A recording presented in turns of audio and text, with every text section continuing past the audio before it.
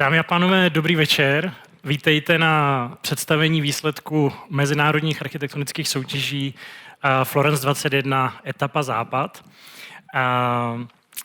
Dneska budeme mluvit česky a anglicky, tak já začnu česky a potom budu pokračovat v angličtině.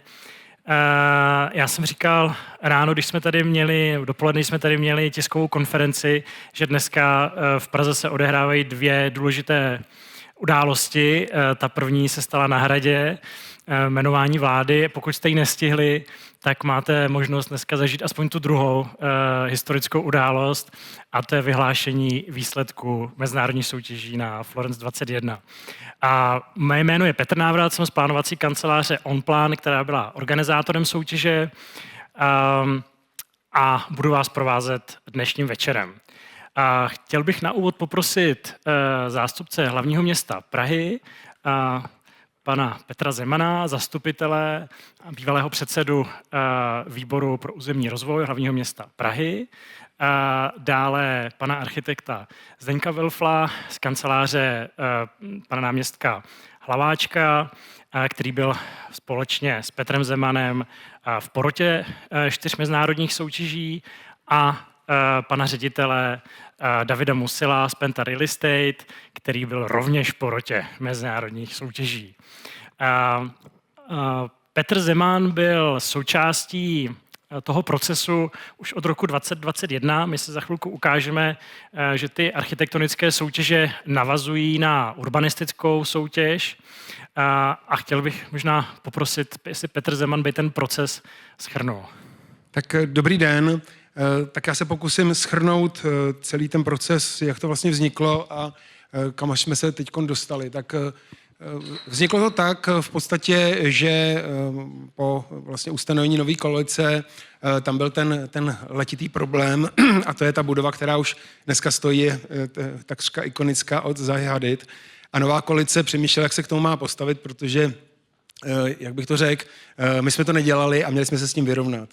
A nakonec vlastně zvítězila ta myšlenka, kterou jsem zastával, že se máme v podstatě domluvit s investorem. A ta domluva vypadala tak, že jsme řekli ano, my se nebudeme odvolávat, ale zároveň pojďme si povídat o tom, jak se to bude dělat v té další etapě. Říkám to takhle otevřeně a natvrdo, protože ta jednání vlastně od počátku byly tímto způsobem otevřený. Domluvili jsme se na tom podmínkou toho, že bude schválena tak ta budova tedy, tak byla vyhlášení architektonické soutěže, potom tam byla podmínka, že tam budou byty, možná se smějete, ale v té době to bylo důležité, aby tam byly nějaký byty, dneska už jsme úplně v jiné situaci.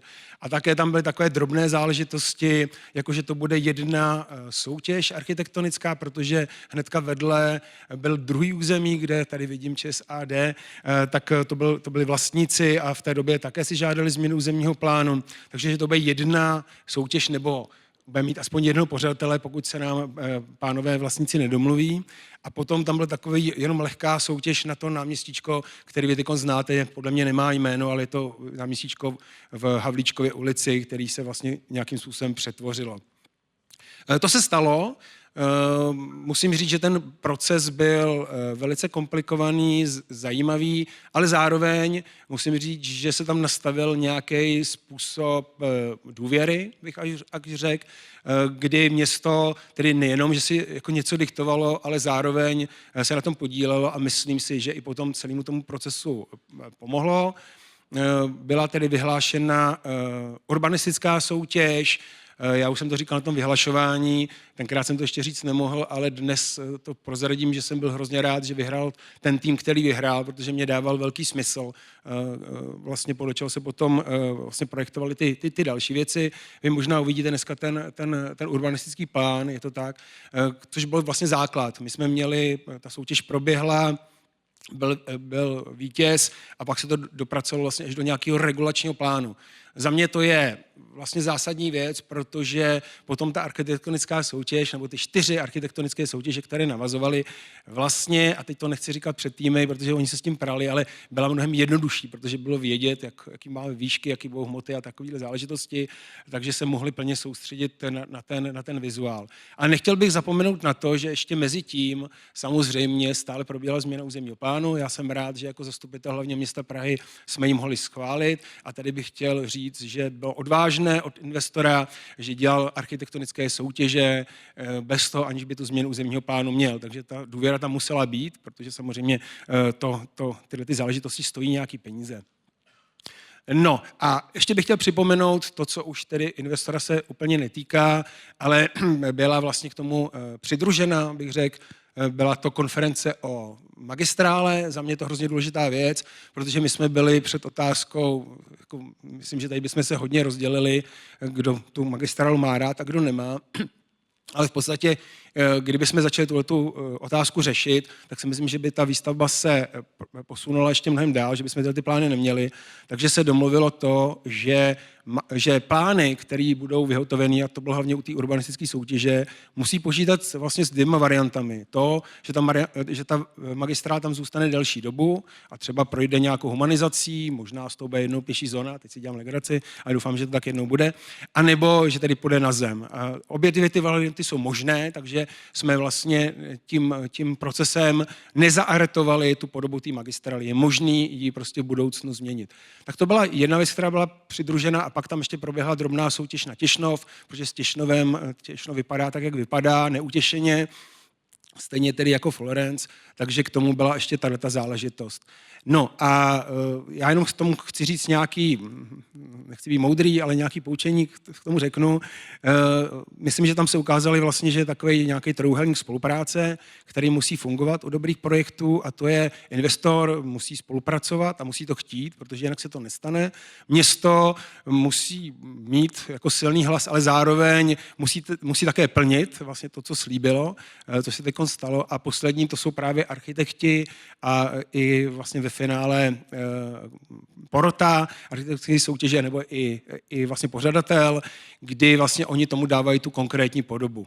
Takže a tohle to si myslím, že zafungovalo, vy za chviličku ty návrhy uvidíte, nebo už jste možná viděli, tak si myslím, že tato věc se podařila a ještě řeknu nakonec jedno moudro a to je to, že vlastně žádná dobrá věc se nestane tak nějak automaticky, to by musel být zázrak, ale většinou, nebo už podle mě vždycky, je to tvrdě odpracovaný a chce to nejenom odvahu, ale trpělivost, protože ten proces je hrozně dlouhý. A já dám teď slovo Zdeňkovi. Tak, děkuji. So we had a Czech introduction to warm you up and to, get your ears ready. And now we will switch to English. And Zdeněk Welfl from the office of the Deputy Mayor Petr Hlaváček will open. Thank you. Yes, I was instructed to switch to English, so I'd like to welcome you on behalf of the office of Petr Hlaváček and on behalf of the city of Prague on this celebrational evening. In the beginning, let me tell you how we see Florence. What is Florence? Firstly, Florence is the last brownfield of the historical center of Prague, and that's one of the reasons why it's a huge challenge and opportunity to finish the composition of the Prague city center. Secondly, it's a node of transportation and of the least adaptable modes of transportation of the railroad and metro. It's actually in many levels above. Currently the train is in 2 levels. In future it will be in 4 levels above each other. There are 2 levels of metro, and it's important to know that in future it will be like that also. The third and maybe most important, Florence for us is the story.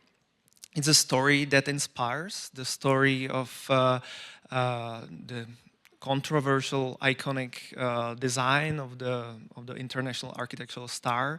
It's the story about how this was transformed to the how the investor and the city was able to cooperate and to find a common vision, and how all this process was able to brought us here when we have very interesting urbanism and very interesting architecture brought to Prague. And I think it's great to see that this story inspires also other investors on other places. I can mention Nový Hostivař, I can mention, for example, Kodaňska, which is now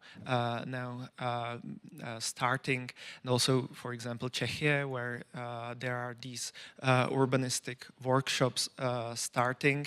And so we hope that this story about how the cooperation between the city, between the investor, and between the very good architects and urbanists could be a big success. So thank you very much, and thanks for the possibility to be here with you.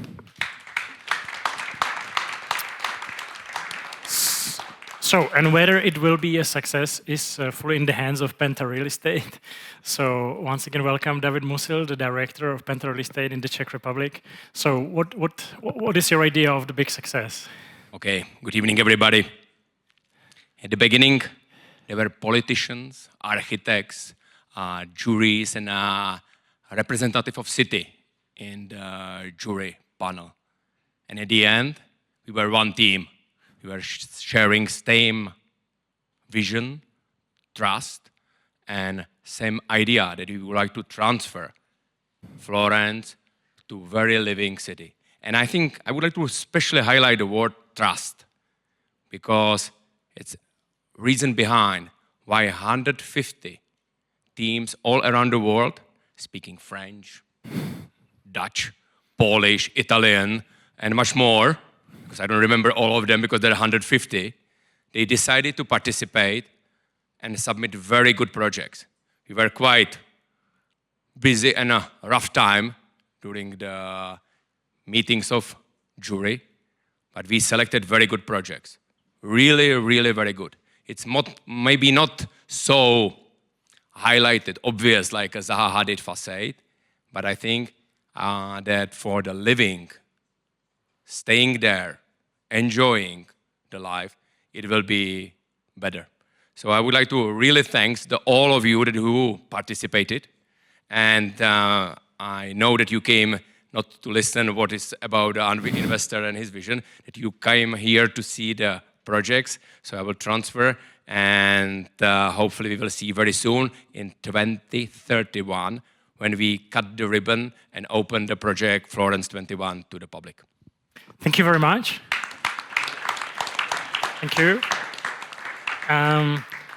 So before we jump into the blocks and the projects, let me explain, of course, the site. We understand, we see the Zaha Hadid building already built there, and the rest to be developed from the Zaha Hadid building all the way to the barracks in Karlín. Today we will go block by block. So we will start with the block number 1. You will always see the winner. Every winner will have a presentation. We will cover all 6 blocks, and at the end we will have a discussion. There is a Slido that you can see the QR code. So anytime you have a question, you can put it on Slido, and we will go through your questions in the discussion at the end. It was already mentioned here that there was a very good master plan, which is a binding document, part of the contract between the investor and the city. The master plan was designed by unit architects A69 and Marquand Placemakers, who were the winners of the urban design competition that was organized in 2021. So these 4 international architectural competitions, as well as the competition for the block BO6 that we will see today, they were all kind of organized within a very detailed regulation drawing, very detailed master plan. So as Petr Zeman mentioned, it was perhaps not a piece of cake, but it was much easier if there wasn't any master plan. And because people are interested in how this master plan was created and what are the principles behind it, I would like to ask Philip Tittel, one of the authors of the master plan, the winner of the international competition from 2021, to explain the key principles of the master plan. Okay, hello. My name is Philip Tittel. I'm one of the founding partners of Unit Architecti. As it was mentioned, we won the International Urban Design Competition back in 2021, and we have worked on the master plan of the site since. We haven't worked alone. We've worked together with A69 and Marco and Placemakers. This is our competition proposal. I will get to it, but before I think for you to understand what we designed and why, it is good to start with existing situation. So this is Florence now. As you can see, is a typical infrastructure brownfield with kind of oversized, extensive bus terminal. As you can see, it's full of barriers. There is a magistrala, this kind of urban highway. There are 1, 2, 3, 4 railroads. Fifth one actually here being currently planned. There are various terrain levels for a lot of retaining walls. So very, very complicated site.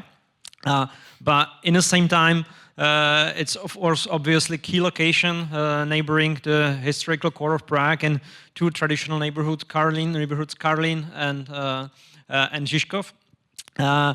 So it's really a missing piece of urban structure, and we believe that by transforming this area, the wider part of Prague can be really reshaped.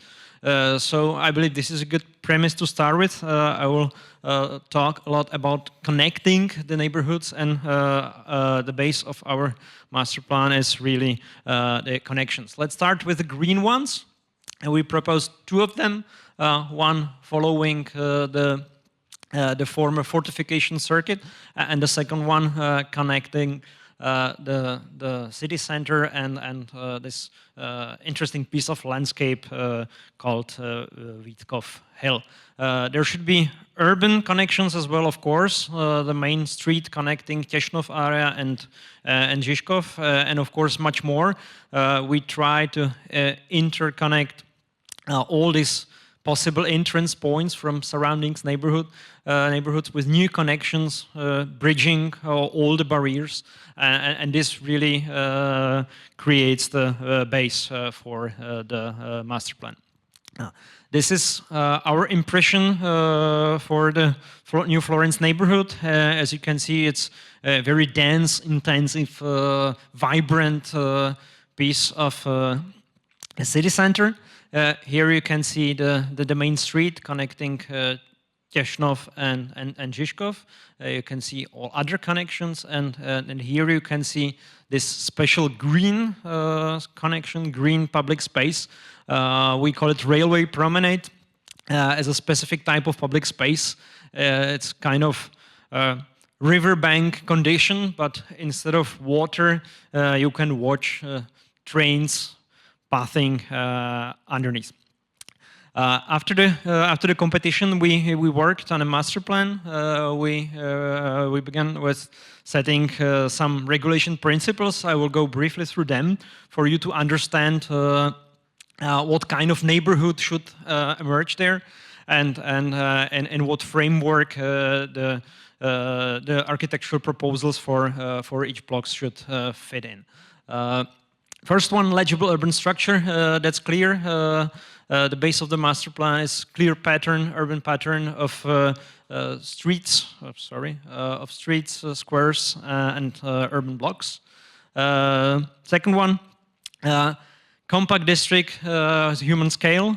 We try to merge principles of traditional urban planning with the buildings of street frontages facing directly public spaces, but with contemporary standards, contemporary building typologies. So really contemporary neighborhood, but which can fit within the historical context. Diverse roofscape, we proposed a mid-rise neighborhood. This is, of course, important in terms of heritage protection, so we should focus not only on a human perspective, but bird views are important as well. Fourth one, that's really like a textbook urban design rule, mixed-use environment. You know, to create really functioning neighborhood, you need a mix of functions. You need housing, you need offices, shops, services, even hotel is there. So really good balance between housing and jobs. Fifth one, vibrant public spaces. I believe this image speaks for itself. The neighborhood should be really welcoming, not only for the residents, but for all other visitors from the surrounding neighborhoods and from all around Prague. Number 6, don't get scared, it's only 8 of them. Number 6, permeability. Again, it's about connecting the neighborhoods and passing through. At this point, I want to mention that the neighborhood should be really accessible for everyone, and all the barriers within public spaces should be reduced, despite we are in a very complicated terrain morphology. Number 7, of course, blue and green infrastructure. It's all about reducing the urban island heat effect, about current standards of rainwater management, green water, green roofs, of course. And number 8, the last one, integrated transport solution, since the traffic dominates the surroundings of the site. Within the area, we focused on. Oh, this is really strange. Sorry. We designed really car-free public spaces. You know, promoting pedestrian movement and cycling, and having all this in mind, we worked on a detailed regulation. It was a very delicate process. Of course, the regulation should be detailed enough and strong enough to ensure that there will be enough coordination, but in the same time it should leave some space for creativity for other architects who are involved and our teams who are involved in the process. So I hope it worked out. For me as a master planner, of course, this is a very special moment. So I'm really excited that today all the winning schemes will be shared with you and with the general public, and so enjoy the rest of the evening, and thank you very much.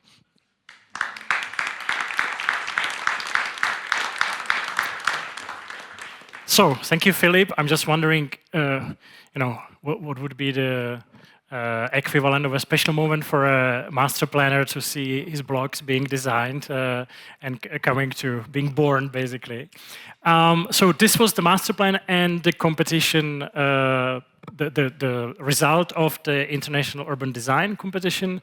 And let's just go quickly through the process after that. So you saw the entire site, and for these competitions it was decided to start with the western part, and we divided the western part into 4 blocks, but there's a disclaimer that block BO3 you will see actually composes also of a part of the block BO5, so we will actually also talk about BO5, and then there was a separate competition for the block BO6.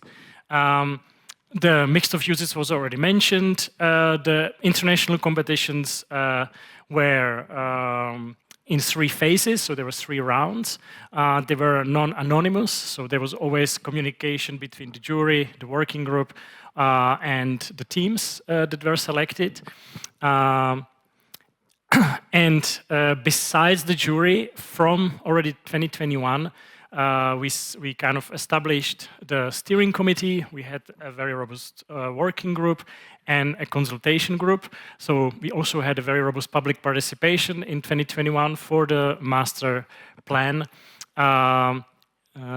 involving the local citizens as it was possible, because it was a COVID time. Here you can see the members of the working group. So it's the City of Prague, Prague 1, Prague 8, IPR obviously, the Transport Department, the Railway Authority, National Technical Museum because of their project nearby, the Museum of City of Prague, and very importantly the Heritage Protection Authority that was part of the process all the time.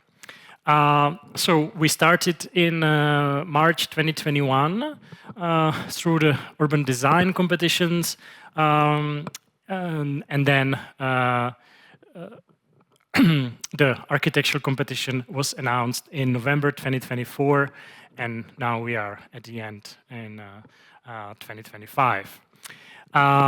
So here are some ideas about how organizing a competition looks like in the real terms. You know, the jury, the teams arriving. As we said, it was non-anonymous, so there was a possibility to discuss, to show the site, to answer questions. It was mentioned that we had more than 150 teams applying for each blocks, so there was a lot of material to go through. We had an international jury. The chairman of the jury, Stefan Bénisch, a famous German architect, the deputy chairman, Štěpán Valoch, the laureate of the Czech Architecture Prize, Kes Christianse as urban designer and professor of ETH Zurich, Julião Pinto Leite, an architect from Portugal, Gilma Teodora Gilite, representing the Baltics, an architect from Vilnius, and Italian colleague Maria Alessandra Segantini. So the idea was that we kind of reconnect with the history of Prague, of being designed by you know, architects from all over Europe, and the jury should reflect this kind of interest in European architects. So I think it's the first time that we really got French architects, we got German architects that normally do not apply. We always get the Dutch and the Danish, but French and German it's difficult to get. So we succeeded. And last but not least, Matej Sedlák, urban designer architect from Prague, and Linda Oberschalva, architect from Brno in the independent jury. Because we had 4 blocks and we had blocks in Prague 8 and Prague 1, so the dependent jury was different for each block to represent, to have the representation of Prague 1 and Prague 8. So, but every time there was representative of City of Prague, IPR, and obviously the investor. So these were the different parts of the jury. Philip already introduced the site regulation development principles. There was also a site coordination. So when you look at the model, you see that the blocks that were designed are a part, maybe you don't see it, but they are part of a scheme that includes the underground parking. It includes a kind of integrated transport solution. So all that was described in the site coordination. And then, as in every competition, of course, there was the rules, the competition brief, and then the detailed client's brief. So there was the preparations of the competition. And now let's see what are the results. The block BO1 is the block that's at the entrance of the site. So here we have the Záhady building, the Defur Palais, which is about to be renovated. And here will be a new street as an extension of the Na Florenci street. And the block BO1 as an administrative block is stretching across the Magistrala with some 20,000 gross floor area. And there were 156 teams applying for this block. 8 were shortlisted for the second round, 4 shortlisted for the third round. These were the finalists: Chybí Krištof, Kuba Pilař, Barko Leibinger from Germany, and Adept from Denmark with the Czech office oboe. And here are the results. On the third place, Chybí Krištof with their design, very monumental entrance. Number 2, Barko Leibinger, German studio with a very interesting permeable solution.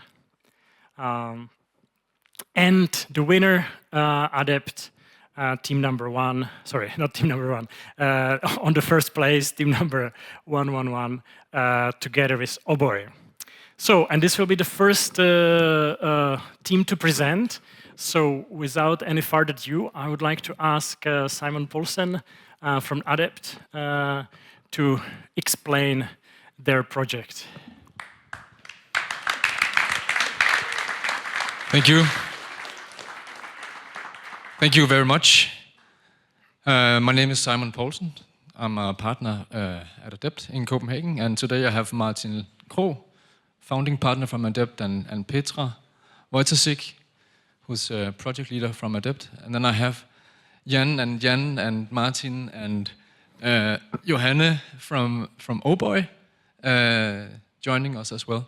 So thank you so much for having us, and thank you so much to Penta for letting us participate in this competition. Thank you to the jury. Thank you to the entire city of Prague and everyone involved.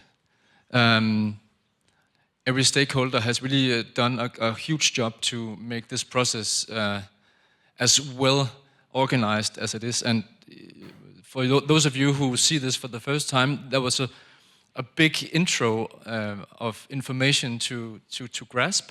And that somehow shows the thorough approach that has been sort of carried out on this project for many years now. And as architects and our team, we would like to say that we have really felt that thorough approach to organizing and coordinating a competition. When we got selected for participating on B1, one of the first questions we asked ourselves, working with the plot, which is one of the first that you meet from the existing city, and entering the Florence 21 area, was how to create that arrival. And one of the main things that we wanted to focus on was not an iconic architecture or making the next masterpiece. It's also important to create good architecture, but one of the main focus points from us was making something that would open up to the city and be sort of the display and the face for the city while you enter it. It's a complex place, meeting two different characters in terms of urbanism, but it's also cut through by the big highway, the Magistrala. So how to develop that also so that's robust for the future. And one of the things that we wanted to start out working with before talking architecture was actually the values. How do we connect it to the place? And one thing we thought was quite important was focusing on establishing something that people see as actually a destination and a place with an identity. And when looking around Prague, one thing that we also learn is that you have all these different passages and connections and shortcuts and gates, and you can almost sort of disappear into the city. And we thought that was an interesting theme to work with. And also this sort of craftsmanship and the human scale that you meet in the existing city was something that we wanted to work with. And besides that, we also obviously think that it's important to work with creating something which lives up to the modern standards of a project, provides both the performance and the sustainability needed in a modern project. So besides that, we also think it's, because it's a new neighborhood and it's located right in the middle of the city, we need to look at more than just the buildings. So therefore we try to say we need to both establish a focus on the overall urban relation, the urban scale as we call it. We need to look at the plot that we are working on as a cluster of buildings put together and what type of life can we create inside that cluster. And then of course we need to look at the buildings side by side and separately. And somehow the vision that we came up with, to put it very, very short, is a place where we create a very open and public ground floor, providing retail experiences, cafes, a lot of public life on the edge where it meets the city. And besides that, it also has a lot of shortcuts and connections that lead you through the area and the block. So this should be somehow an invitation to the city and everyone who passes by to actually feel inspired to walk into the area as sort of the first meeting of Florence 21. So we have the office buildings on both sides of Magistrala, and then in the middle we have maybe, hopefully, a temporary food court. So that's sort of the lively part, and then on top of that we have a number of flexible office spaces, so kind of around a compact core. And both of the buildings are somehow adjusted to scale and height to the surroundings. So we try to respect the different building heights of the surrounding city and also the new buildings that will be built in the Florence 21 area. So just quickly explaining the thought process behind the three scales and how we connect it to the values. We somehow try to, as I said, create a place that is marking itself and also respecting the different heights.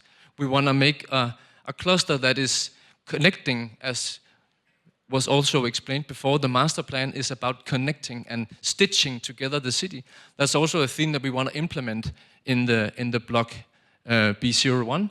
And then we also want to connect to the green overall strategy of the urban plan. And somehow when you meet the neighborhood and the B1 side, that should be the experience. It's both connecting and inviting, but it's also green and respecting the different building heights, stepping up towards where you arrive from Nafarensi to become a landmark, but it's also stepping down towards the museum, for instance. On cluster scale, we try to create, as I said, a lively base, a place that opens up to the surroundings. We try to create an architecture which is diverse and kind of creating different characters and experiences as you pass by it. And then we want it to be super green also in the spaces in between the buildings, because we want people to feel at home and have a good time walking past the buildings. So that's sort of the character that we believe at cluster level that you should be having, kind of feeling invited to enter the area and sit down and have a cup of coffee, or if you work there, you should feel inspired when you arrive through the main arrival in the morning.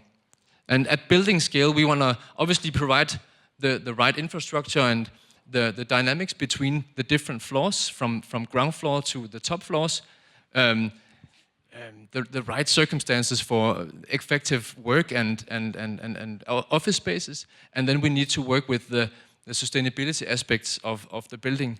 And somehow, what we dream of creating is something that is not just an icon, but also something that supports everyday life for people in the city and people who use the building on daily basis. So it's sort of a combination of the open base, the open network, flexible office floors, and then a lot of shared and public facilities. This is somehow the ground floor where we try to show this open network that allows you to take shortcuts and pass through the area even as a person who doesn't work there on daily basis. And this is sort of the dream in terms of what you should experience. As you move up, there's open, light office floors, and hopefully we can create something that has a materiality which is both light and warm and using honest materials. The stepping of the building creates both, as I said, a variety in terms of building heights, but also green roofs and a green character for people who work there. So that's the dream. And somehow the building will be placed in a bigger context of buildings that are going to be built. So we see that there's a lot of coordination in the future. And especially when it comes to facade, I think we will have a lot of dialogue back and forth, because right now we propose 2 different buildings in terms of architectural character, but both of them have based their approach on a materiality which is learning from tradition in terms of using stone and tiles, and also a detailing which is borrowing from historical Prague, but interpreted in a modern way. And somehow we hope that approach can be part of creating a new character to La Florenzi and Florence 21. So kind of the craftsmanship and the detailing should somehow create a varied experience as you pass by it. And on a sunny day, maybe a specific part is highlighted and one is in shadow. So also a depth and a changing facade experience over the day.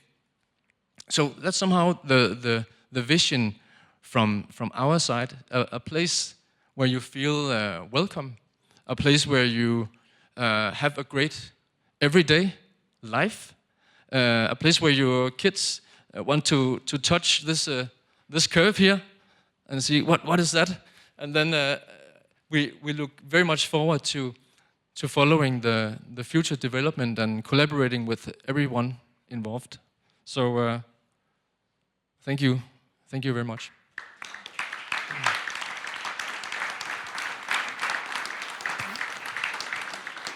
Simon, thank you very much. If you have any questions, just keep them for the discussion after all the 6 blocks.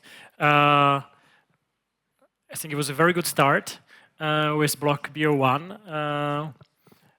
Very inspiring, different aspects of how to look at architecture and activating a brownfield, a place that doesn't have any function at this moment. From block BO1, we will travel to block BO2, which is just the neighboring block. So we just discussed this one.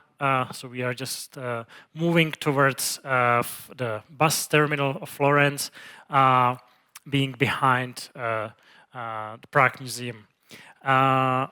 As you see, it's a residential block with a courtyard, almost 23,000 square meters of gross floor area. 155 teams applied for this competition.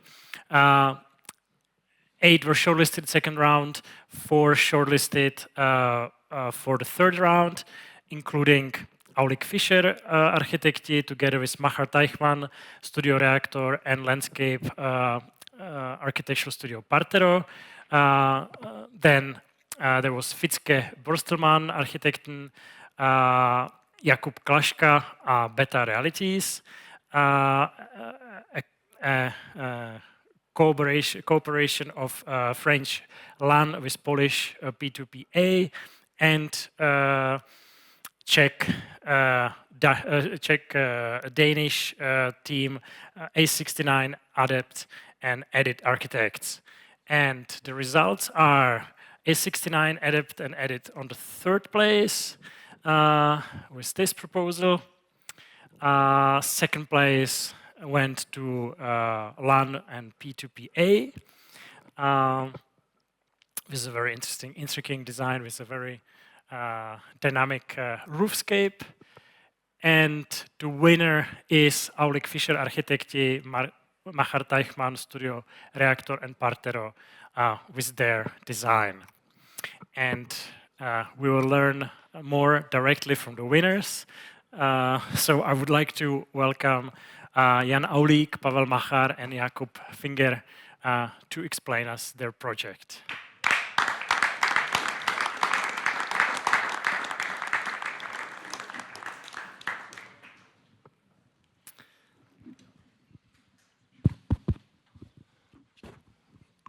Dobrý večer vám všem. Já se jmenuji Jan Aulík a chtěl bych vám představit své kolegy, kteří tady jsou se mnou. Pavel Machar, Jakub Finger, ale sedí tady i David Zalabák, sedí tady i Jakub Heidler, Eliška Drahotová a to je náš tým.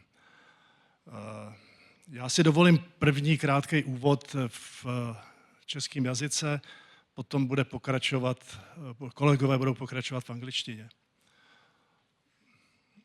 To území pro nás byla, nebo ta soutěž, ten workshop, pro nás byla velká výzva. Vážíme si toho, protože je to širší centrum města a je to spojený s velkou odpovědností. Byla tady řada výzev v tom práci, v tom workshopu a důležitá výzva, nebo jedna základní byla, že architektura nová, která vstupuje do centra města, čelí veliký konkurenci kvalitní historické architektury v Praze.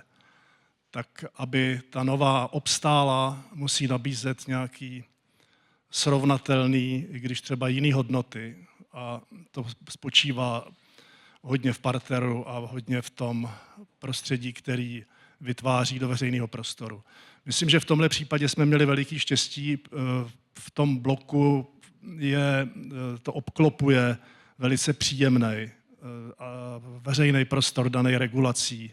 Florenc 21, jsou to drobné piacety a je to prostor, do kterého se dobře komponovaly domy.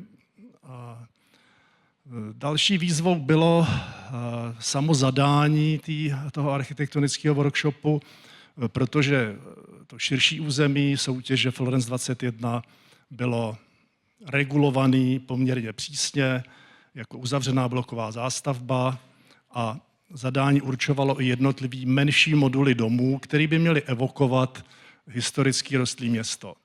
To je ale poměrně složitá věc podle nás, nebo pro nás byla, jak se k tomu postavit, protože to historicky rostlé město vznikalo postupně a ta pestrost je přirozená. Tak měli jsme simulovat, teda byla možnost, jako ten první přístup, simulovat tu atmosféru, až tak jakože hrozí trošku fake, anebo se má zobrazit v takovém bloku jeho celistvost. Ten blok má společný podzemní parking a je to vlastně jeden stavební celek, který se uměle rozděluje tou regulací. Myslím si, že my jsme šli, teda zvolili jsme si střední cestu. Jo, my jsme si zvolili střední cestu a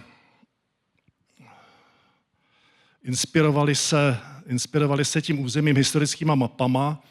V tom bloku 02 v historii byl průsečík 3 katastrů Nového Města, Karlína a Žižkova a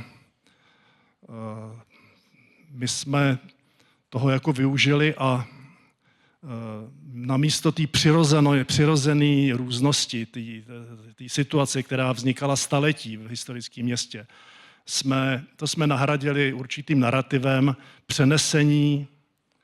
přenesení referencí ze sousedních městských částí do toho bloku a tím jsme dosahli jakoby nějaký různosti na tomhle základě. Blok jsme rozdělili na 3 části, každou část pracovával jeden ateliér, vzájemně jsme se konzultovali a diskutovali. Dál jsme to rozdělili na 6 domů, tak aby to odpovídalo té předepsané modulaci ze zadání.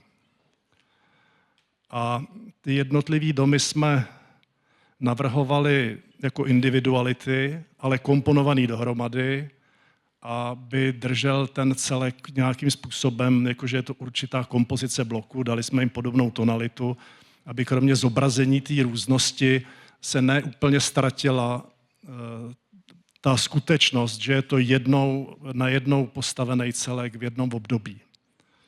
Děkuji. So we will continue now in English. I will follow on Honza's words. We are looking at these specific districts that eventually became parts of one city of Prague, which were Žižkov, Karlín, Nové Město. Nové Město is full of quite dominant and more plastically significant facades with higher order and wider proportions.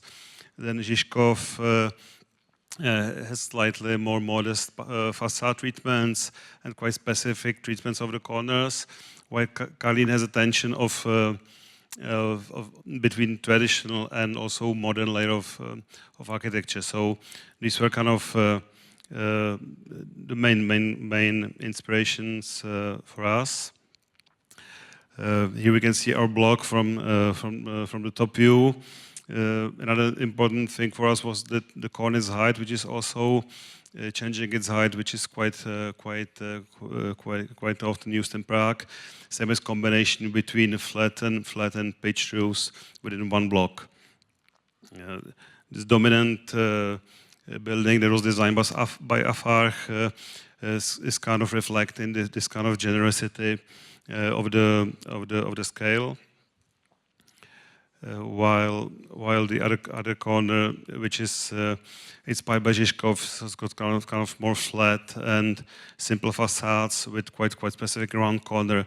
That's again following these principles that we're using mostly render facades on the top floors and more luxury materials in the ground floor. Then we have the Karlin building, which is kind of a vertical dominant in the corner and a quite deliberate contrast on the neighbor. That again creates connection to the new town building on the other corner. Render facade, and again we can see the contrast. It's again reflecting of some of the contrast we can see within Prague. What was quite important for us was the internal courtyard. That's why we invited Jakub Finger from Partero as being the author of the internal space. So I'd like to pass the word to him to discuss it in a few words. Yeah, thank you. Thank you. With the landscape solution, we try to deliver amazing experience inside the courtyard. We basically use the whole block as a cookie cutter, and because the experience outside of the block is the pure city, the beautiful Prague, with all the paving and strong facades. Inside we try to deliver something completely different, and because this is a residential block, we try to make a pure natural experience inside, which is something like a green haze from the bottom to the up, when the greenery also serves to people who are in the higher levels of the buildings, and it's a shared space which can be used by anybody, and is used also as one chain for the whole block. We focus on high pines in a forest shape, which have these beautiful stems and also quite loose crowns. And we work with the verticality of them and the vertical experience inside of the block. Of course, there are green terraces and green roofs, which can be amazing places. And behind all of these is quite deep technical research about the blue-green infrastructure, harvesting the rainwater, storage that in the tanks, and a lot of permeable surfaces and semi-permeable surfaces. Quite quickly to discuss the functional scheme of the block. The ground floor fully uses the perimeter of the block for retail, while the entire interior of the block is used on the ground floor for apartments that take advantage of the courtyard Jakub was mentioning before. Here we can see again the ground floor plan with a connection to the courtyard, the typical plan with 8 main vertical cores, and the apartments are carefully designed to reflect the apartment mix that was part of the brief. Green roofs as part of the scheme.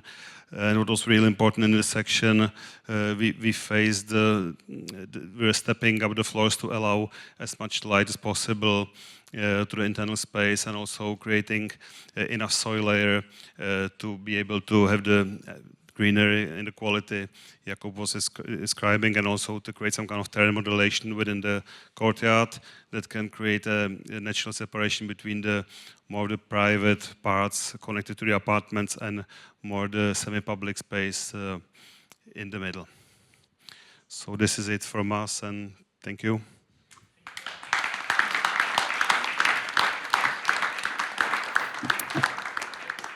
again, keep your questions for the discussion, and we move, thank you, and we move to block 3/5. So this block is similar in a sense that it has an internal courtyard. It is farther to the east. So we discussed block BO2. Block BO3 is farther to the east. And this is the part of block BO5, which is neighboring the railway with the Negrelli Viaduct, the start of the Negrelli Viaduct here. It has 16,000 meters square, and it's also residential. 148 teams applied, 8 shortlisted for the second round, 4 for the third round, which included an Austrian studio, Alles wird gut, Architekten, with their partners, the Czech studio Rearchitekti, together with Italian Bloků studio Associato and German Atelier Kempetil, an English studio Morris and Company, and a team of Edit Architects, A69, together with Dutch NL Architects. And the results, Morris and Company, third place, with this design, very robust. And then no second place, because there were 2 first places. The jury decided that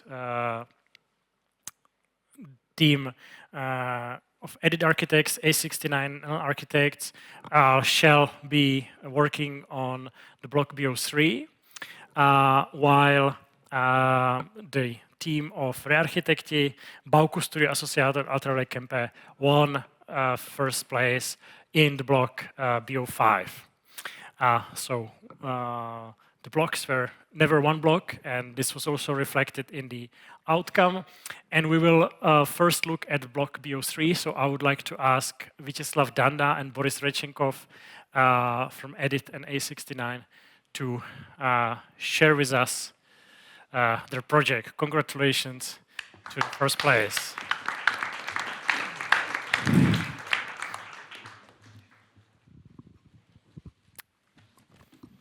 So, good evening, everybody. Thank you very much. Thank you. We are really happy, and I would like to thank, especially the jury, for responsible choice, and also for investors for organizing so large scale competition, which is unbelievable in Czech Republic, and also thanks for OnPlan, because the organization was perfect. So, and also I would like to thank our colleague from Edit Architects, Michal Klimeš, and from A69, sorry, Sylvia Matisová. I'm a little bit nervous. And of course, I would like to thank NL Architects, because we work together. NL Architects works on the block B5, and there was a nice collaboration and nice experience. So thank you very much.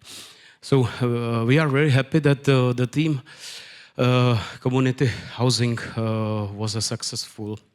Our block is the smallest one, and from the beginning it was some bird nest, some place which is very safe and could create the communication between the people, safe place where the people could nest for all life, the place where we expecting the communication between the people, and also create a nice neighborhood. And there was main topics for our design. And not only to be the neighbor inside, but to be also the good neighbor for all the blocks around us. So maybe the Vítek will explain the proposal. Okay, hello. Okay, so let's start with the concept. What was our basic idea? As we see on this picture, we try to blend in to the historical context, not like absolutely blend in, but bring, not only blend in, but bring something new to the area. But we didn't want to be like really shine. We wanted to bring and learn from the surrounding quarters something and bring it to our proposal. Because our block is the smallest one, like B03, we had to deal with like really tiny courtyard. So we have to come with like a unique approach, which we call like hybrid courtyard, which connect like the really tiny courtyard with like the public street. We use like the yes, sorry. Yes, this is it, and this is the street. We try to like somehow connect it, but also divide it like in terms of private and public. Because the master plan allows us to bring some local accents on the corners, and because our block is really tiny, it helps us to make really diverse rooftop, and also when we been allowed to put some volumes to the towers on the corners, we could like lower the middle parts and allow the sun to penetrate to the courtyard. The concept of the towers, we also liked on the towers that how it's like going up, how it's rising up from the nearby public spaces. The towers start with like the retail units and are really well connected to the public spaces, and then they rise up, and on the very rooftops and the upper floors they provide us like amazing view to the Prague skyline and also to the Vítkov hill. Let's talk about a little bit of context. As I mentioned, we try to blend into the existing like Karlín and Žižkov and Old Town, like the historical context, but also we had to blend in, and we try to blend into the master plan. We try to connect our proposal to the nearby public spaces. For example, this public streets really unique with the steps on the side, and also to the other spaces like streets and the little piazzetta on the rooftop. There are like several activities happening on the ground floor, and we try to like provide these activities and these retail activities in the retail units on the ground floor to everybody, not only to the residents. So make the space like the spot where to go, or not only for the residents but also for like the residents of the nearby quarters. Yeah, this is like the axonometry of the ground floor. You can see like the street with like the steps and the courtyard, like little piazzetta on the top, and like little like the stairs here. Let's talk a bit about sustainability. Because of like a diverse rooftop, we try to make it interesting for residents. We work with the greenery, of course. We also work with the different levels of privacy, like from the private terraces to some common rooftop spaces. We will see in the next slides. We try to. This is like all together. Sorry. Still 3 minutes. Okay. Okay, so let's go fast through. This is the axonometry. We try to, of course, work with the green blue infrastructure, and I'm just gonna skip it. And this is the courtyard. That's how this tiny courtyard can look. There's also like you can see like the private spaces, but also the public spaces. And let's continue. We try to somehow connect like all our proposals, all our ideas, connected to be diverse, but also connected. We came with some idea of the like a grid. Of the grid that are connected all together. And I will go to the very end, a little bit of the layouts, and I will go to the very end. This is the typology what I mentioned before, which is like the membrane before like the private courtyard and the public street. And its shelf. It's a really unique typology of the apartments with the retail units on the ground floor and communal rooftop spaces on the top. And in the axonometry, it looks like this. It's really tiny and it's really narrow, and it allows to enter the light to the courtyard. Thank you very much. Sorry to be long. Thank you very much. You're sharing together with Block BO5, so we have to give them space. I would like the technicians to set the time correctly. It's 7 minutes, and we continue with Block BO5. If we have the representative of the team, Pauline Trochu, which a very interesting name, also can be pronounced in a Czech way, which I found very amazing. From representing Atelier Kempetil, and they work together on the proposal with Re Architecti and Italian studio Bloků. So, Pauline, the floor is yours. Please explain within 7 minutes your project. Yeah, thank you. I would like to start by thanking the organizer of the competition, the investor, and the city of Prague, who gave us the opportunity to make our proposal, and eventually to also thank the jury for picking our proposal. We are Atelier Kempetil. Oops, sorry. Okay, we are Atelier Kempetil, Bloků, and Re Architecti, international team from Netherlands, Italy, and from Prague.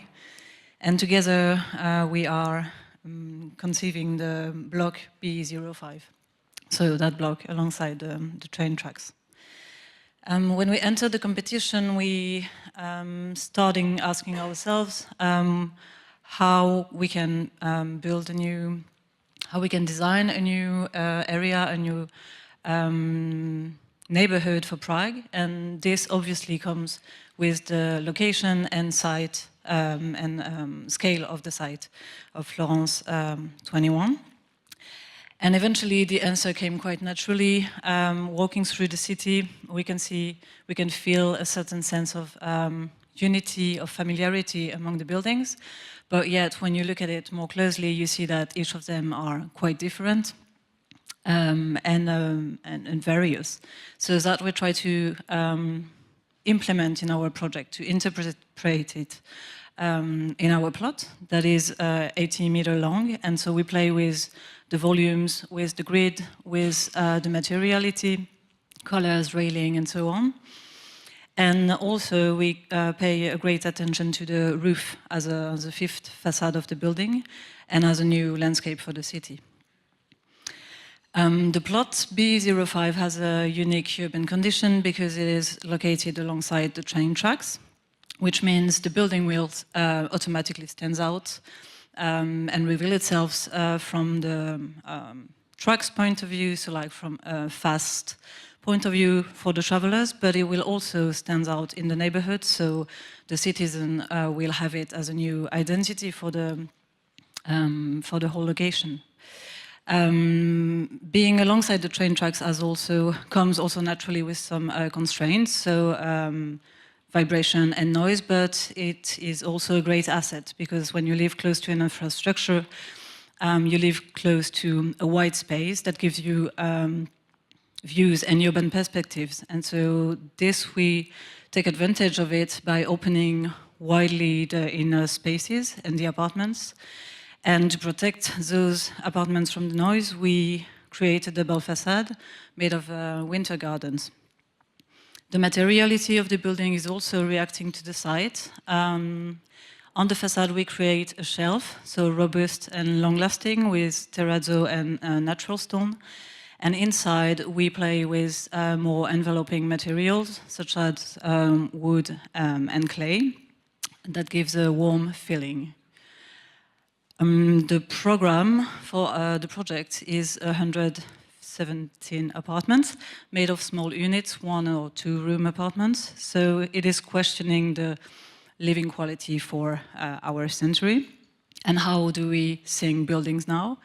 And our proposal is to make the plan as flexible and efficient and standard as possible. So we use a structural grid with wooden columns, and we reduce to the maximum the load-bearing elements. So the plan will be able to evolve in the future and is highly suitable now for small units.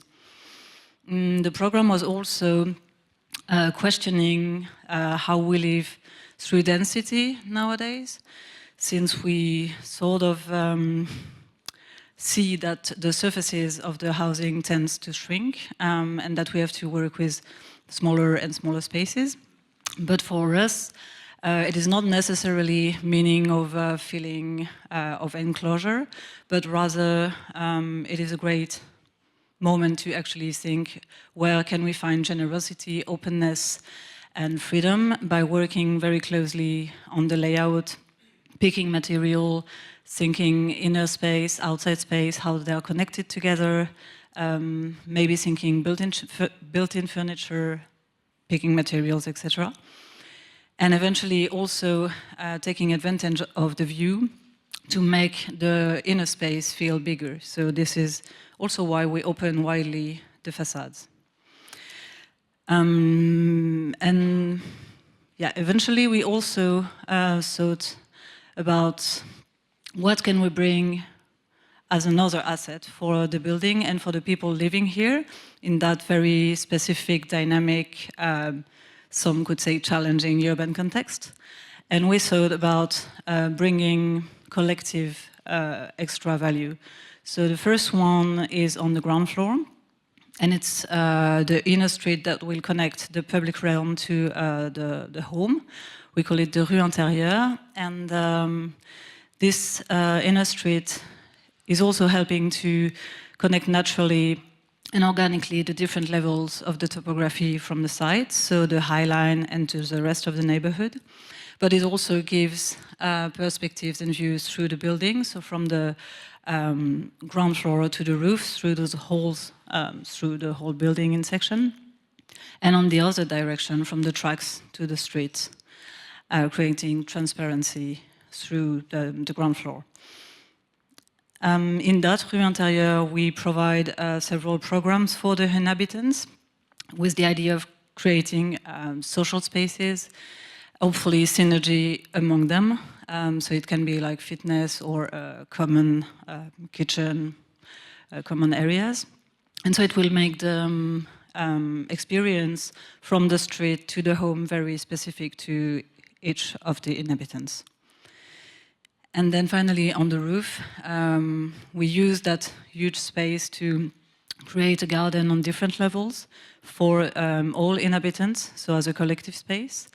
And we also add some programs in it, so sports program on top of the garden, and also it provides great view to the city. But it is also an asset to create a new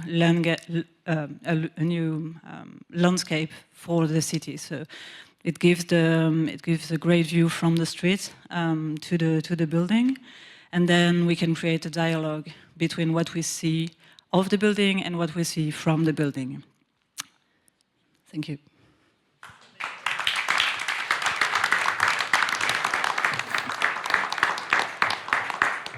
Perfect timing very well-structured presentation. Thank you. So now we know what will happen in block BO5, and we have to go back to block BO4. The block BO4 is bringing us back towards Masarykova building by Zaha Hadid. So we finished by BO5, and we go along the track back to the center of the city. If you look at it from Prague 1, so here we have a residential building, which was the request of Prague 1 to have a residential building there. It continues by a hotel building, and then again residential. So in total 25,000 gross floor area. And you can see that this was the block with the most teams applying, 158. 8 shortlisted for second round, 4 again in the third round. And this included Pavel Hnilička, architects and planners. Again, A69 together with Adept, Baumschlager, Eberle, Lustenau, and LAN with P2PA. And the third place went to Baumschlager, Eberle with this design, very dense, very varied in different parts. The second place to the Czech studio, well-known studio, Pavel Hnilička, architects, with an interesting stone-carved building in the side of the Prague 1 next to the Zaha Hadid. And the winner is French Atelier LAN together with Polish P2PA. So I would like to ask the winning team, represented by Umberto Napolitano from LAN and Jakub Podgorski from P2PA, to present the project to us.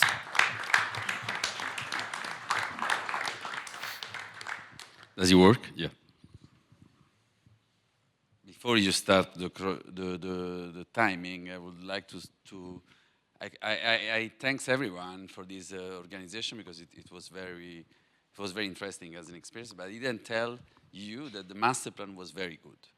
In general, this is a pleasure to work in a place that believe that city, streets, public space are defined by building in itself.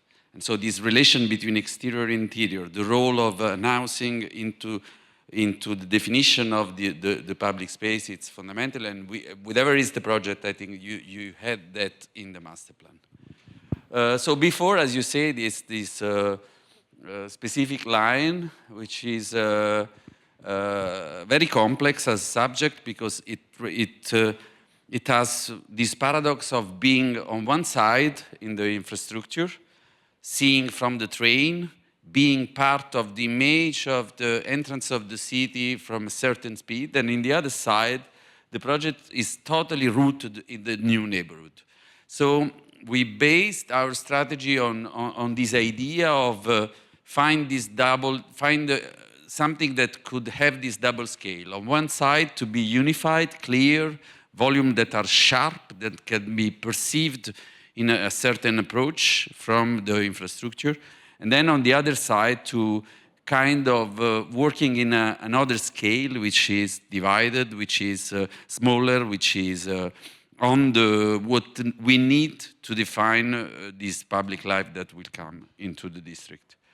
And same things with the public space. Is very complex, because the street and the High Line, I mean the promenade on this river, this new river, it's 5 meters of difference. So literally the building are the moment where you can bring together these two spaces. So since the beginning we think as a one, and all the choices are made on that logic. That are the things in common between these 3 buildings, but each of them then has a specific approach, very close to the closest part of the site. We start with B4C, which is an housing building where the housing are very small. So it's kind of 1 plus KK. And because of that, we carved it out with 3 kind of pockets the entire masses to be, and we use that to giving balcony to each of them in the south and in the north to differentiate those different buildings. So on one side you will perceive 2 blocks, and in the other side a succession of 4 facades. And then the facade is based on one idea, which is very present in Prague, that building, and in here it's very strong, and as an idea, you will perceive building and you will read different story in function of your distances. And when you get closer, there is this very specific and peculiar tradition in Prague where you have painted facade, and you have facade with a story on the top, which is a story related probably to might, to religion, to whatever. And we decide to propose in the competition a work with an artist. But to do not engage with an artist from the beginning, we used Joseph Capek drawings to show our proposal. And then these drawings become a graphic, and this graphic become 2 techniques. On one side, it will be a plenty wall with an insertion of steel or gold or ceramics. We will then push further in the studies. And we already did that in a few of our projects. It could be also embossed. And on the other side, it's just a sun screen, so it's a screen with a hole, which will define this buffer zone of the loggia on the side, and which will create shadows. So it's a very simple facade. We already did that in other projects, like this one in Bordeaux, and which create this kind of space, which is interesting because it's really on the shadows, or you have a level of intimacy which you can consider it as an additional room to your housing. So that's the plenty part. And that's what you feel when you are in the interior on the southern part.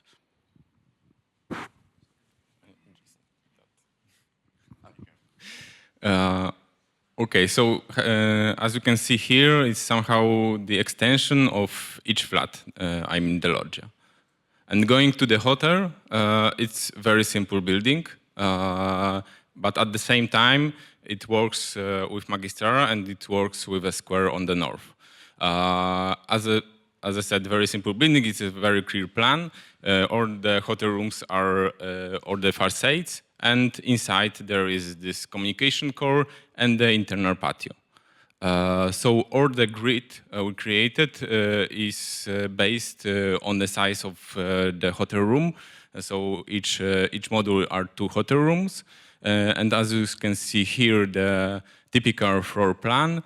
There is a patio which provides the light to the corridors. As you go out of the elevators, you see the patio. For the facades, it's just the impression of the grid of the building. So as you look at the plans, there are 2 rooms for each module of the facades. This is simple GRC panels combined. Skip that, to give that impression from the side of this river of trains, of the infrastructure. As you can see here, the logic is very simple. We have these common spaces on the ground floor, then the hotel rooms, and then something extraordinary on the top. That's the view of the room, so it's just a perspective you get being there. Then on the corners there are bigger apartments. And then, as I said, it gives additional wall to the square, which is also very important.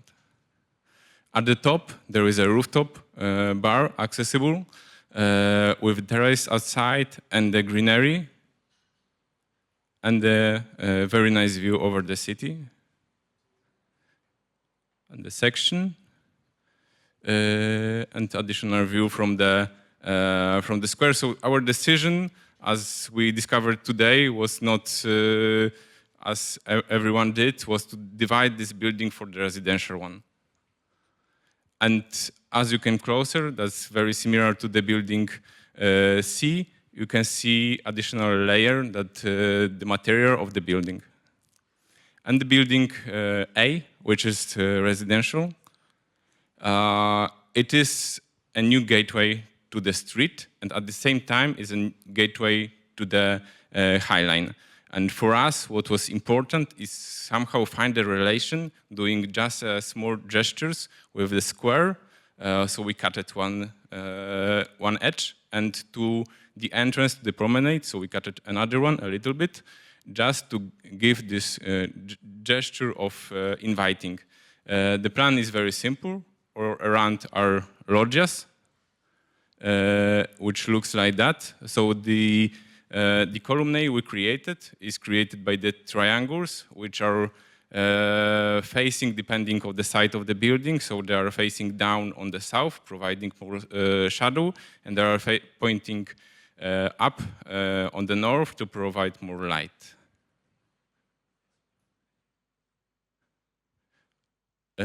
Each apartment has this kind of extension, so the space in between, which is the loggia, somehow blends with the interior.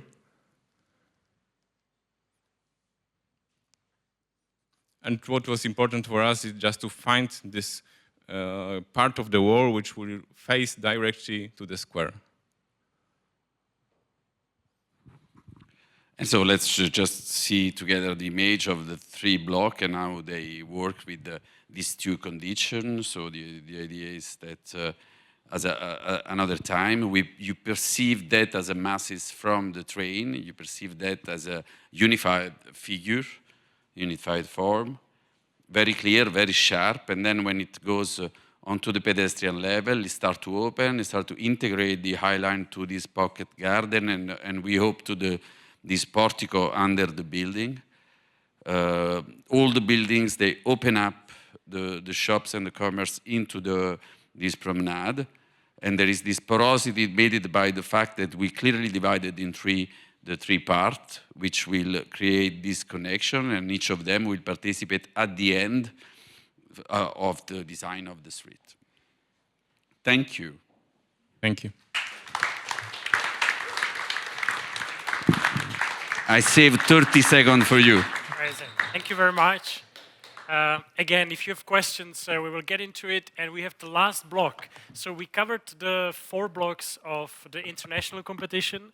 However, the client had a call for a local competition for the Czech and Slovak architects, which was block BO6.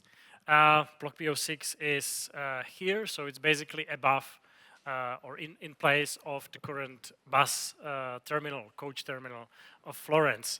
The program is offices. It's around 23,000 gross floor area. And there were 4 finalists and 1 winner, A8000. And I would like to invite the representatives of A8000 to present their proposal. It's Martin Sedmak. Congratulations. Last presentation of today. Thank you. Hello, everyone. I'm going to present on behalf of A8000, the block BO6, which we have designed. Well, I'm gonna present our team as well. Pavel Quintus, Martin Krupaver, who is not here, Lucie Formanová, and Mikuláš Hod. Okay. What we have chosen for as a motto for our project was different faces, one identity. I'll try to, sorry? I'll speak up, okay. What is our motto is different faces, one identity. I'll try to explain throughout the presentation.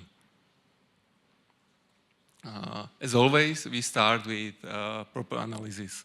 So in our analytical part, we have chosen the same self-standing blocks which complement the bigger block in the area. As you can see, our block in here is quite interesting because, well, the side is triangular, our program is office building. So what we have chosen from the block was W shape, W figure, which kind of meets the urban structure of the area because it's the mixture of classical blocks, as you can hear, 100 by 100 meters, which are typical for Prague, and this kind of desurbanized area of Florence.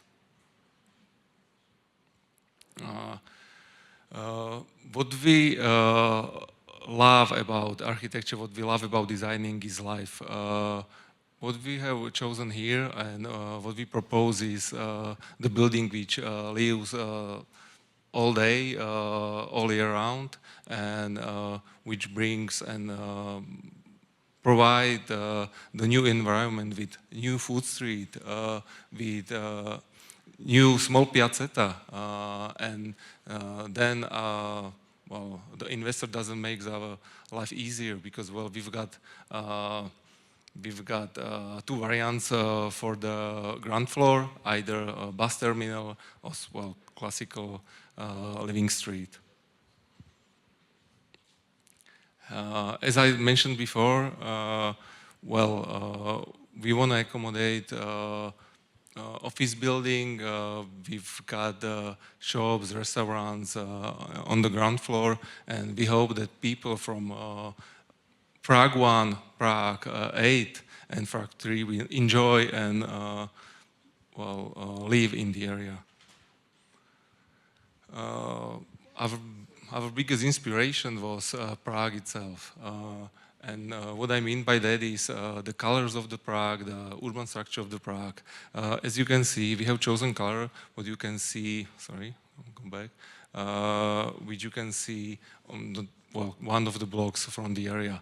We have chosen some kind of grayish-white, red brick, or sorry, brick red, then copper green and lead gray, and we have composed this facade, which makes one unit, one whole. Again, I'm gonna repeat myself because we have used Prague, the city of Prague, as an inspiration for us. Because well, when you leave camp today, what you will see is these elements. Grid regularity of the facades, raised ground floor, which serves restaurants, pubs, small businesses, corner concept, which can be seen just across the street from Metro Florence or corner landmarks. You can see how we implemented them, rounded corner. Then again, we took inspiration from the area. Negrelli Viaduct is mirrored in our facade. Then the rails and live by the commuters. I'm going to explain on the next picture. I'm going to zoom in and show our entrance to the building. And on the next picture, you can see, well, this is how you're going to see the first glimpse of the Prague when you commute. This is quite typical from Prague 8, well, alongside the Pernerova Street. And opposite to this quite rush and how we called it hustle and bustle is this piece of the inner block, which is open to music, theater Karlin, where you can, well, take a lunch, take a break, and be free from all the stress.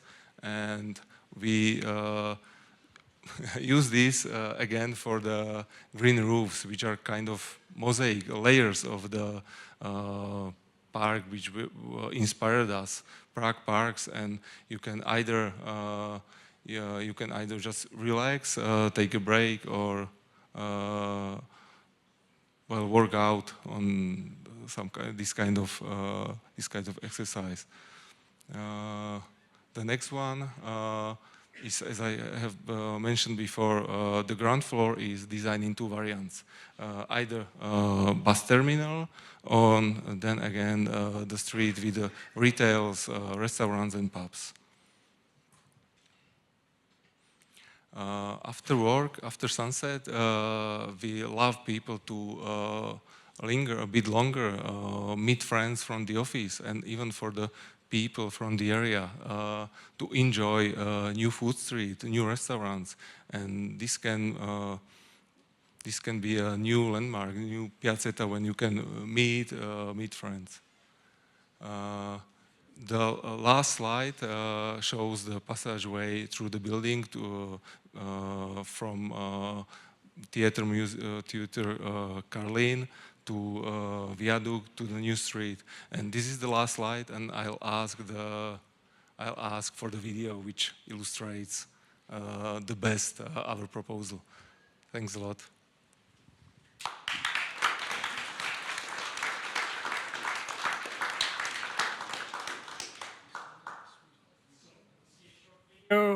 And then we will have a short discussion. How is it looking with the video? It's coming.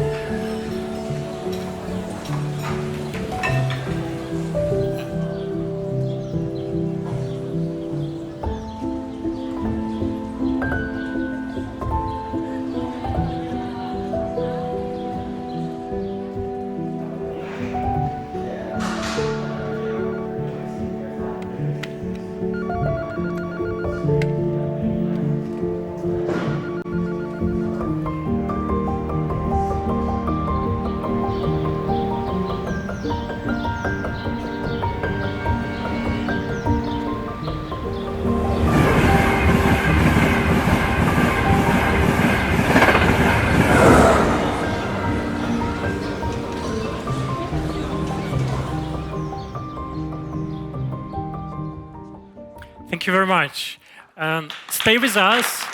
Martin, stay with us. I would like to invite other presenters to come to the front, if we can have the chairs, and we will just go directly into the discussion. If I can also invite the director of Penta Real Estate, David Musil, Zdeněk Welfl from the city of Prague, Simon Poulsen from Adept, Pavel Machar from Machar and Teichmann, Boris Rechenko, A69, Pauline Trochu from Atelier Kempetil, Umberto Napolitano from LAN, and Martin Selak from 8000 block BO6. So, do we have any questions? It was exhausting, I know, but are there any questions from the audience?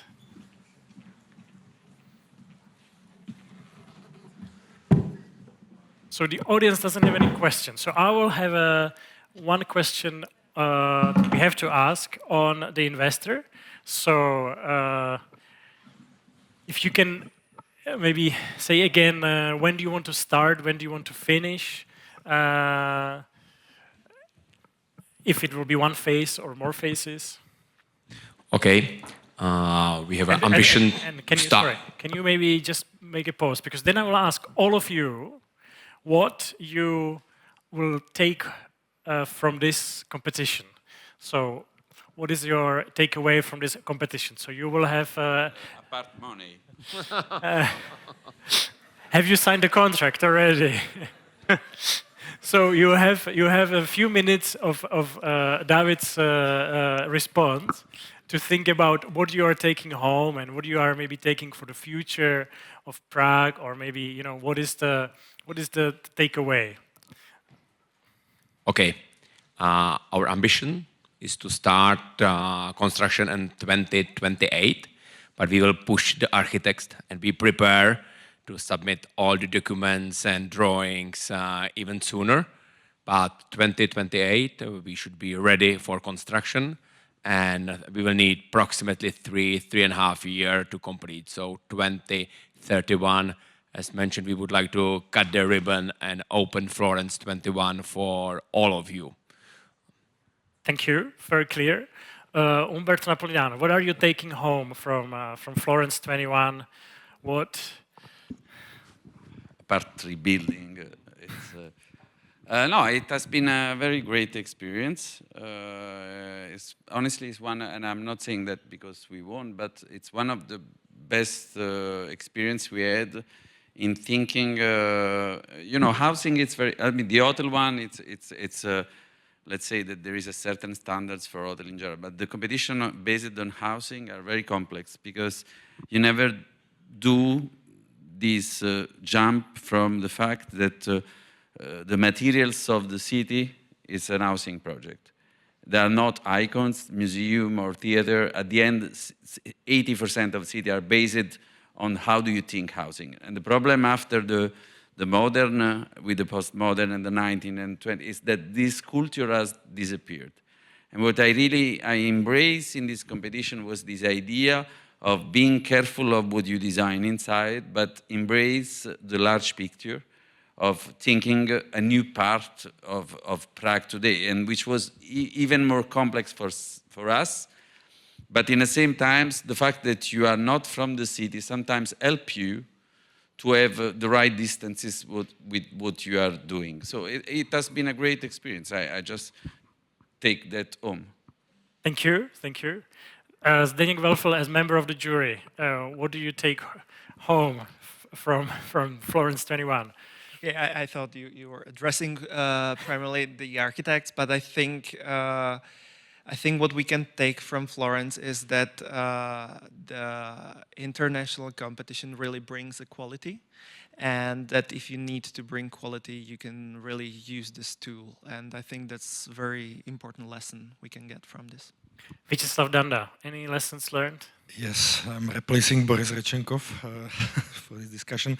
I think if he is sitting here, he's going to say, "Well, I'm happy to finish like the house from which comes from the master plan that they designed."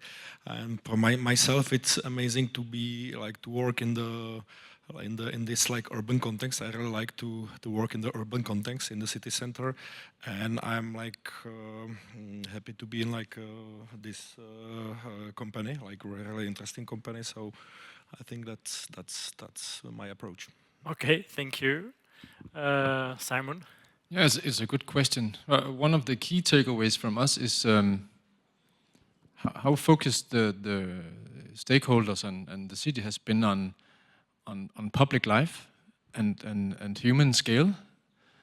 We come from Copenhagen, where that is one of the sort of key focus points, and we've been doing that for many years as a focus point when developing urban areas. But looking at the Florence 21 neighborhood and discovering how much of a key focus it has been from your side, from the city of Prague side, has been a huge a positive experience, being so kind of in tune with what we as a company also think is very important if you want to create a successful neighborhood, focusing on creating a place where human beings are thriving. So that's a key takeaway from us. Thank you very much. Martin Sermák. What we took from this competition was we've been part of the first round as well back in 2022, and well, we weren't very successful. But what we have learned, if you read the brief, you can win the competition. So, well, okay, so read the brief. Well, but of course we are very good, close to the city center, so we are humbled and we are glad that we can be in this company. Thank you very much, Pavel Machar. What was new for us in this competition was collaborating with the area of essays on the design. I think the process can be somehow, you need a bit more patience and you need more time, but in the end it's quite thorough in criticism of the team internally. It can lead to better results, so that's something that we enjoyed, and I think it was something new, and we would like to continue this kind of projects in the future. Thank you. And I'm really pleased that in a men-dominated competition and event, we will have the woman to have the last word. So, Pauline Truchy, what is your main takeaway from Florence 21 competition? Yeah, I think our main takeaway will be the team spirit, really.